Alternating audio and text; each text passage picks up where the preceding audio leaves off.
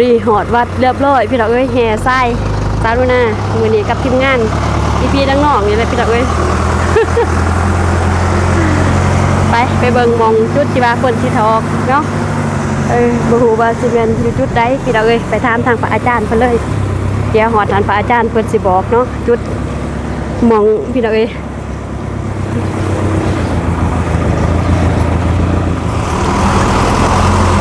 จุดมองที่ทอกทางหน้าคือสารวัตรเพิ่นพี่น้องเอ้ย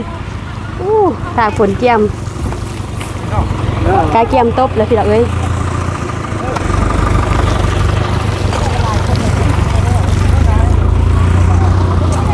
1206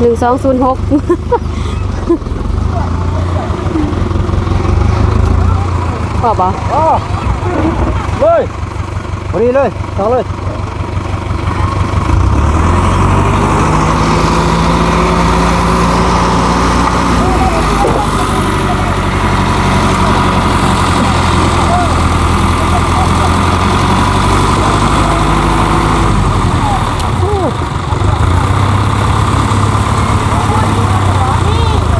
ใส่ก็ตัวนี้งามงามบ่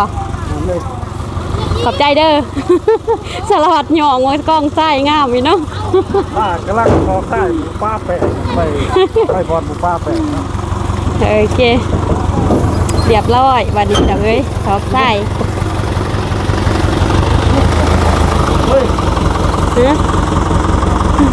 โอ้เน่าเรียบร้อยวันนี้ใส่2 หลานโอ้ทางฝั่งนั้นเพิ่นยังโคตรทรงพระอาจารย์ครูบาอาจารย์พ่อพี่น้องเอ้ยโอเคก่อนอื่นกะหันหน้าหันตามาทางพี่ก่อนเนาะหัวยุงหัวยังขนาดพี่น้องเอ้ยไปฝาวมาฝาวได้นี่ เพราะว่ารถไฟเพิ่นมาหอดก่อนเด้สาวนามาทันหอดพี่น้องเอ้ยกราบทักทายสบายดีเด้อน้องพ่อแม่ FC สุขุสุคนบ่ว่าสิอยู่ฝ่ายในและต่างประเทศก็ยินดีต้อนรับเข้าสู่2สาวนาคือเก่าคือเดิมพี่น้องเอ้ยมื้อนี้มาบุญนำกันเด้อน้องพ่อแม่ FC สุขุสุคนฝ่ายในและต่างประเทศเนาะเนื่องในวันสุดท้ายเนาะงานสงกรานต์พี่น้องเอ้ยอยู่ที่ลาวใต้เนาะทีมงานออกต้นเปิ้นพ่อแม่พี่ๆน้องๆเต็มที่เหมือนปีนี้มาหลายเนาะปีนี้เนาะสบายดีเด้อ คือเปียกแล้วหัว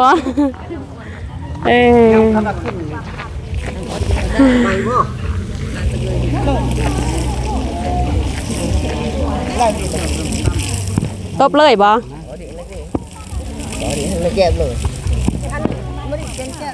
ตบให้มันแจบก่อนบ่ข้าวเป็นตะปูอีกตบใส่กันกล้องพัดเจดีไซน์4 กล้องผลปีดอกเอ้ยวันนี้นี่โดยสบายดีเด้ออาจารย์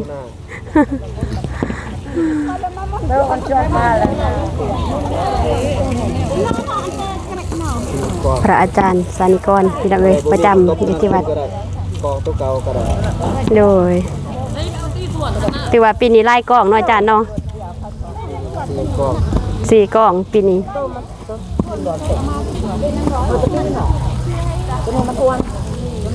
ทางจั่วทางพดน้ำก้อนพดน้ำแล้วมันไหลมันเลยมันยังเปียกอยู่แม่นใส่ตักมาใหม่ใส่ตักมาใหม่ดิงาม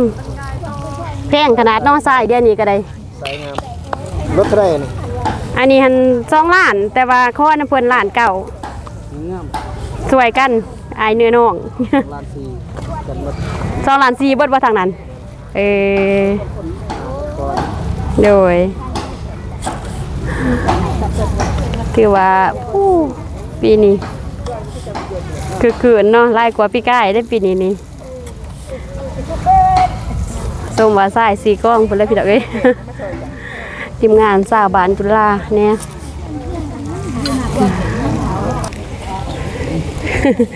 ตอนนี้ก็กำลัง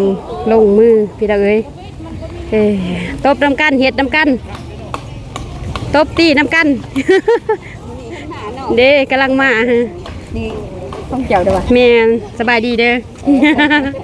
มันก็เล่นหมาทำ เมื่อนั้นค่าแขกมาเฮือนเลยบ่ได้ลงมาหับแขกเรียอยู่เฮือน เอ้ยมันหนาตัวนี้มันกินทุกนี่ ตบน้ำกัน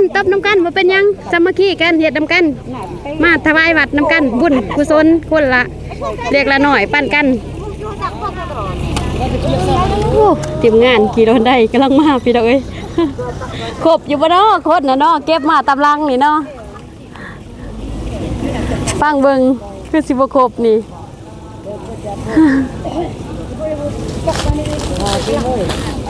ทางนี้ก็จ้อมก่อนเนาะทางนี้เนาะนั่นนี่แต่ว่าตะกาแก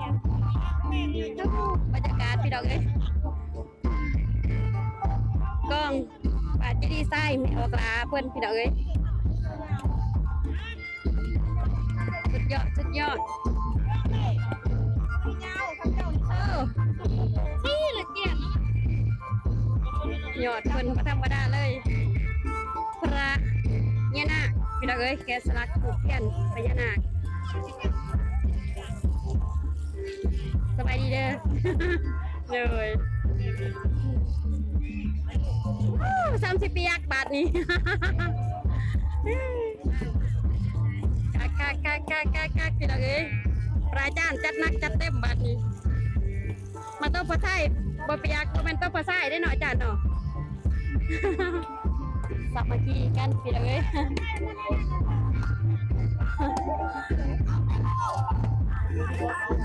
ว่ายจ้าหน่อยขึ้นสูงคักเนาะจ้าหน่อยนี่คักไม่ยังนั่นไม่เม่บ่โอ้คุณขามนำสู้เด้อพี่ดอกเอ้ยความเจ็บอย่าได้ความใครอย่าให้มีเด้อน้องเงินมันเงินแท็กเด้อนี่เด้อเดี๋ยวบัวพันเพิ่นโมทนานำพี่ดอกเอ้ยเอ้าอีลาไปซื้ออันนั้นเทียนยังเลยเทียนก้าวพญานาคนะหันเป็นสูตรหันสูตรทะเลเขาขายทำอย่าได้ทำ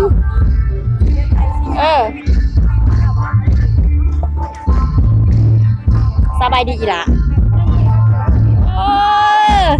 ผ่าเปรียบร้อยขนาดสบายดีเด้อ ไปดี กำลังมาหอดกันบ่เอาไปนอนเลยค่ะ ไปละ1,200บ่บ่ทันได้เปลี่ยนน้ำอาจารย์ซ้ำกล่องตั้มกล่องค่ะสบายดีบ่มิกเลยคิดว่าบ่ได้มาได้นี่งานนี้ผ่านบ่ได้เนาะสายบุญอยู่แล้วเนาะสายบุญอยู่แล้วผ่านบ่ได้พี่ดอกเอ้ยงานงานยิ่งใหญ่บ่เคยมาจักเทื่อบ่ครั้งแรกเจอว่าวิกมันกำลังครั้งแรกพี่ดอกเอ้ยเลยสัญลักษณ์เนาะฮะยังไหนแม่นกำลังเริ่มมาเฮ็ดใน2 ปีนี่เลยพี่ไก่กับพี่นี่พี่ไก่เอ้ยก็มาเด้ก้อนหนึ่งพี่ไก่ก็ได้แม่นกับปริวาสท่านอยู่แล้วมาพี่นี่ยอดพี่น้องๆสามัคคีกันตากล่องบะมิกพี่เอ้ยย่านถึกน้ำก็พอแห้งกันได้ดี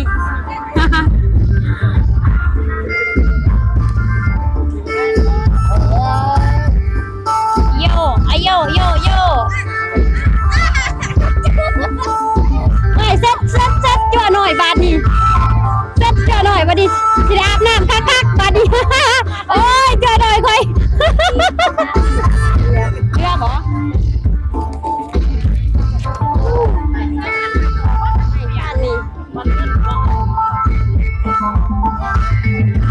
โอ้ทางด้านนี้ถ้ากระเทศยังอันนี้นี่บ้านยังนี่สบายดีน้องปูโอ้ยใช่แหละพญานาคปั่นแล้วบ่ให้ปั่นพี่ไก่เพื่อหลอกบ่พอดีบ่ปั่นโอ้ปกติปั่นพญานาคสบายดีโดย ใช้พญานาคบ่ทันได้เริ่มบ่ นั่น ยัง สิปันบ่มีวันนั้น คือบ่ปั่นเพิ่นก่อนปั่นเพิ่นก่อนติสบายดีหมอมจั่ว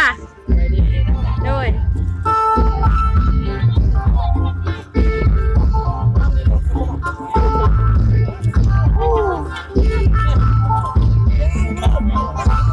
เฮ็ดนำกันเด้อบารมีเอาอันนี้เอาออกเทียนเก่าตอนนั้นเอาบาสอนเอาออกเทียนตอนนั้นใส่เทียนพญานาคพอดออกอันหนึ่ง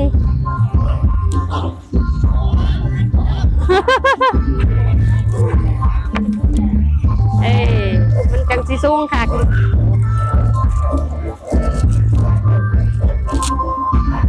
จังสุดยอด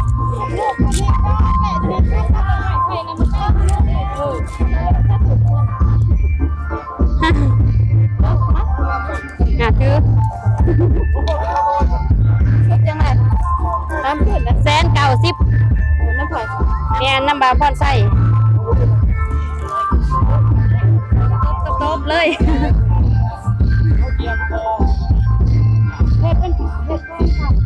แม่เฮ็ด2ผักจะหับซับเนาะ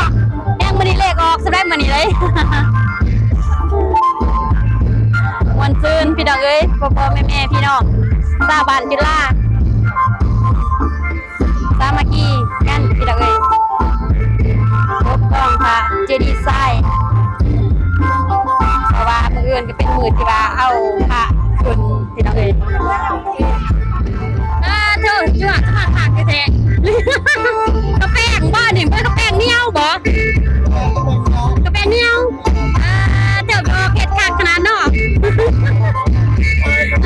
แล้วปีใหม่นี่ข้าวเลยแล้ว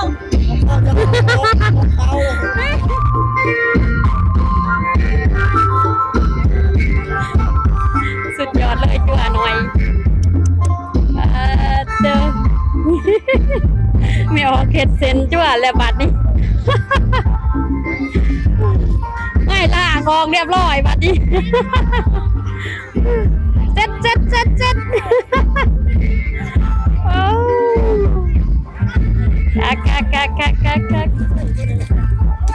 จ้าสร้างปัดดินเผาสบายดีล่ะโอ้ยหวยปั่นยังมื้อนี้นี่ปั่นทรัพย์สมบัติโอ้ปั่นเอาเงินเอาคำได้นี่พี่น้องเอ้ยปั่นเอาความหังความมีอะไรได้นี่ไม่มาหน่อยนี่เอายังน้อยนี่เนาะบ่ทำให้นี่ฮะไปอธิษฐานก่อนพี่น้องเอ้ยเปิดทิศเปิดทางเปิดโศกเปิดลาบก่อน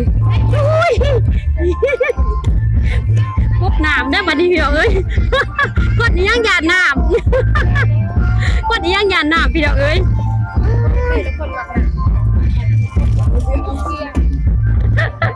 หยาดน้ำพี่น้องเอ้ยบ่ยันโทรศัพท์เปียกยันโทรศัพท์เปียกกับไม่เปียกถือสาธุเด้อมื้อนี้ข้าพเจ้าและครอบครัวมาก่อพระเจดีย์ทรายเปิดโศกเปิดทรัพย์เปิดโศกเปิดลาบบังหน้าค่าเปิดทรัพย์บังหน้าค่าเปิดทรัพย์บาดาลมื้อนี้สาธุค่ะลูกศิษย์ลูกหาบริวารมาเบิกทรัพย์เด้อสิ่งศักดิ์สิทธิ์อยู่ในนี้ขาใหม่ปีใหม่มาขอโศกขอลาบขอบุญบารมีมาเงินไหลกองทองไหลมาเด้อโศกลาบลังไหลค่ะมา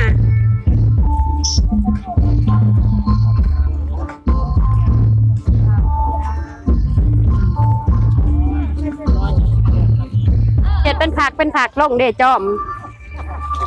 ง่ายแต่น้อยเพิ่นยังสิขีดเด้อยังขีดก่อนขีดแล้วเฮาจังแซมดอกไม้เด้อนี่คือแกงข้าวใหม่เด้อนี่ยั่ว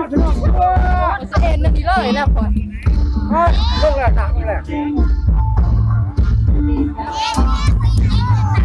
ม่วนพี่น้องเลยมื้อนี้ม่วน โทรศัพท์เอาซะเลย ใส่นะว่าจะคลิป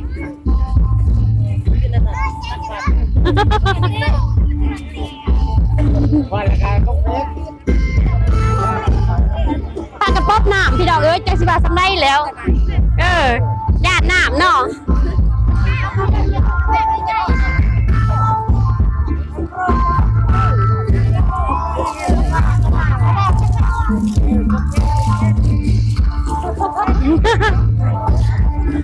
คอยเห็นมาเป็นยังดอกคอยเห็นญาติเปียกโทรศัพท์กับไม่คอยเด้อ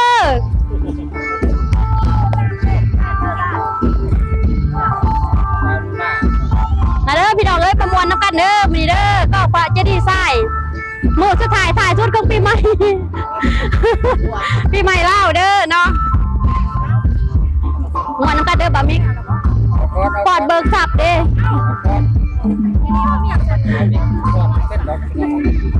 ปอดบ่เป็นบ่มีตะล่ำเนาะปอดเองก่อนเจดีไซน์นี่พี่น้องเอ้ยพบน้ำพ่อมีดเก้าดอกทุกอย่างเก้าดอกขีดก่อนเฮ้ยสบายดีปีใหม่เล่าเด้อขีดเทียนเด้อปักแล้วไป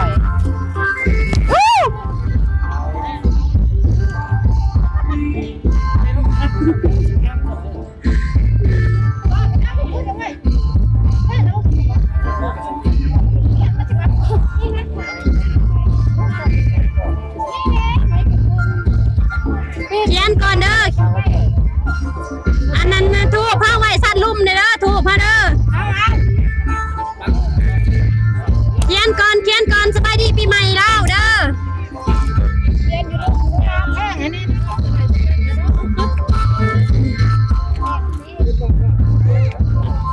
สัญลักษณ์ไว้ให้เนาะ แต่มันเข้าถูกเข้าเทียบกับเข้าต้องมีบางครับ นี่แม่มันลุ่มเลยให้มันลุ่มแล้วแม่ไปชดเลยบัดนี่มันลุ่มเลย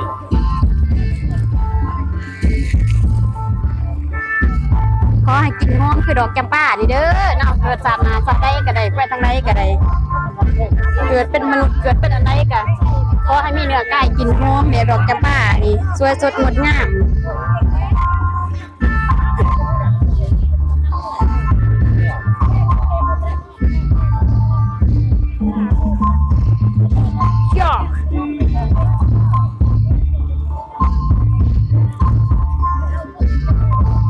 ลงมาโอเคลงมา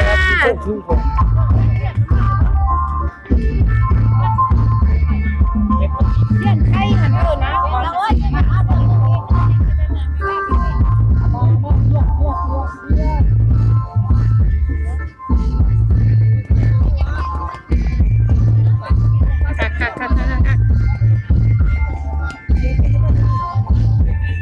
ปั่นหูบ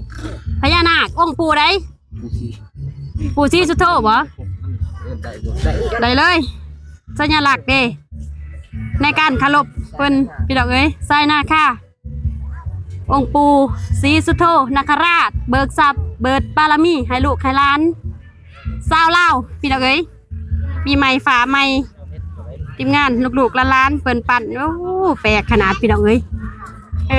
คักเปิดเห็ดนี่อันนี้เด้คฤหาสน์ไผอันนี้นี่คฤหาสน์บ่หน่อยเนี่ยบ่อันนี้เด้คฤหาสน์ยังนี่ว้ากระทำทำใจบ่ แม่นบ่น้องซาเบนน้องสตูนเด้รถอ่างลินน้ำบ่ ไม่มีนาคต้องมีอ่างลินน้ำไม่ได้บัดนี้เนาะนี่คฤหาสน์กันว่าดีกระไดโอ้กำลังเริ่มต้นน้องคฤหาสน์นี่พี่ดาวเอ้ย ปาเท่าถือว่าบ่ธรรมดาเลยมื้อนี้บริวารเพิ่นอาลีนี่พี่ดาวเอ้ยทางนี้ก็กำลังปรับเงินทุ่งไส้ทุ่งสับเนาะทุ่งไส้ทุ่งสับพี่ดาวเอ้ยกองพระเจดีย์ไส้ที่ว่าพี่ๆน้องๆเพิ่นพากันตบกันแตงพี่ดาวเอ้ยมื้อนี้ปาเท่าอีหยังเจ้าปั่นยังอันนี้ กล้องยังนี่กล้องสับบ่เอ้ยสมาคักแทนนี่ก็ได้ยังอันนี้ก็ได้น้องฟูนะเพื่อนบ่แม่นคือคฤหาสน์คือเขาอีกบ่คักทีมงานสายปั่นพี่น้องเอ้ยปั่นโดยเฉพาะเลยทางฝั่งนี้เนาะนางสาวประดับดอกจำป้าวันนี้ คักพี่น้องเอ้ยทางฝั่งนั้นใกล้สิแล้วเรียบร้อยพี่น้องเอ้ยยังแต่ว่าทางฝั่งนี้เนาะเฮ็ดไปนำเน็บเงินไปนำพี่น้องเอ้ยแล้วก็เด็ดดอกไม้ไปนำพร้อมเนาะประดับประดาพร้อมพี่น้องเอ้ยเส้นทางพี่น้องเอ้ยบันไดเขาไปลาดสว่างองค์ปู่ศรีสุโธเพิ่นว่า ทีมงานเพิ่นปั่นลูกไปทางกวางเบื้องคนบ่ทันแล้วพี่น้องเอ้ยสบายดีพี่น้องเอ้ยสบายดีปีใหม่ลาวโตหนังสือสบายดีปีใหม่ลาวตัวโซพี่น้องเอ้ยสัญลักษณ์พี่น้องเอ้ยสบายดีปีใหม่ลาวพี่น้องเอ้ยใส่เงินก่อนพี่น้องเอ้ยสะพานเงินสะพานทองท่านเงินท่านครับเป็นสะพานเงินสะพานทำเด้อเป็นเศรษฐีมหาเศรษฐีพี่น้องเอ้ยขอให้รวยวันรวยขึ้นสมดังใจมุ่งมั่นปรารถนาทุกสิ่งอย่างเนาะปากฝ่าใหม่ปีใหม่พี่น้องเอ้ยขอให้เต็มไปด้วยมนุษย์สมบัตินิพพานสมบัติพี่น้องเอ้ยเพราะว่ามั่งคั่งร่ำรวยเงินทองสุขสุขคนเด้อเนาะผู้ที่ว่าขามารับเบิกรับส่งกันการเงินการงานก็ขอให้เฮงปังสุขสุขคนรวยพ้นบุญงานบุญอันยิ่งใหญ่นี่เนาะให้ FC พ่อแม่พี่ๆน้องๆเนาะแล้วก็ผู้ใหญ่ใจบุญที่เพิ่นเข้ามาสนับสนุนเข้ามาซัพพอร์ตสาวน้อยนาบ่ว่าสิเป็นทุกด้านพี่น้องเอ้ยก็ให้ได้รับอานิสงส์ผลบุญรวมกันเด้อเนาะในครั้งนี้พี่น้องเอ้ยขอให้สุขกายสบายใจการเงินการงานก็ให้เฮงๆปังๆเด้อเนาะสุขหูสู่คนพี่น้องเอ้ยนางผู้คนจะมาพักนำกันพี่น้องเอ้ยสาวงามสาวลาวพี่น้องเอ้ยปีใหม่ลาวเนาะมีขึ้นต้องมีลงต้องมีขึ้นพี่น้องเอ้ยทุกเทศกาลงานบุญเนาะที่ว่าตกผ้าทรายแล้วเป็นทีเรียบร้อยพี่น้องเอ้ยกับพิธีงานนี่เนาะที่ว่าเพิ่นปั่นเพิ่นแต่งทุกมองทุกบอนพี่น้องเอ้ยก็โอเคเนาะสำหรับคลิปนี้สาวนุนากาสิได้จบคลิปไว้เพียงสมีเด้อเนาะพบพอกันคลิปต่อไปพี่น้องเอ้ยสำหรับคลิปนี้สาวนุนาขออวยพรให้พรให้พ่อแม่สุขูสุคนที่เข้ามารับเบิ่งรับชมคลิปสาวนุนาแต่ต้นจนจบเนาะสาวนุนาก็ขออวยพรให้พรให้พ่อแม่ FC สุขูสุคนจงมีความสุขกายสบายใจเด้อเนาะการเงินการงานก็ขอให้เฮงๆปังๆพี่น้องเอ้ยสำหรับคลิปนี้สาวนุนาขอกล่าวคำว่าสบายดีบ๊ายบาย